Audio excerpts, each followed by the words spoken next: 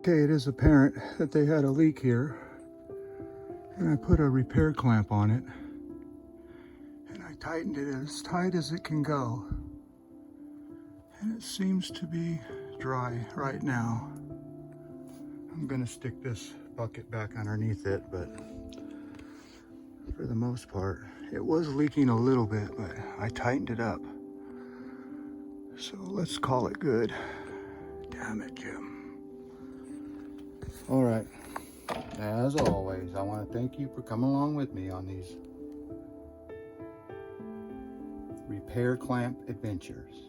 You know the drill. Peace, love, and all that hippie jazz. Bye-bye, everybody. Well, howdy ho, good neighbor. Today, I just got done repairing a leak. That's right. The repair clamp would not work, so there is the old repair clamp, and it just would not stop a drip, so I ended up cutting these wires off of the pipe and then cutting the pipe here, cutting the pipe here, and then there's my money maker, that roll groover. So I roll groove that, no drips.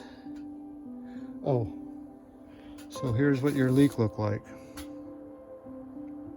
You could see that somewhere in there is a leak. Repair clamp would not stop that for some reason. But anyway. Okay, as always, I want to thank you again for coming along with me on these little adventures. You know the drill. Peace, love, and all that hippie jazz. Bye-bye, everybody. I said bye-bye. Well, howdy ho, good neighbor. You see that reflection on that black pipe? Well, those are repair clamps. And you see that? That's a repair clamp. And you see that little drip?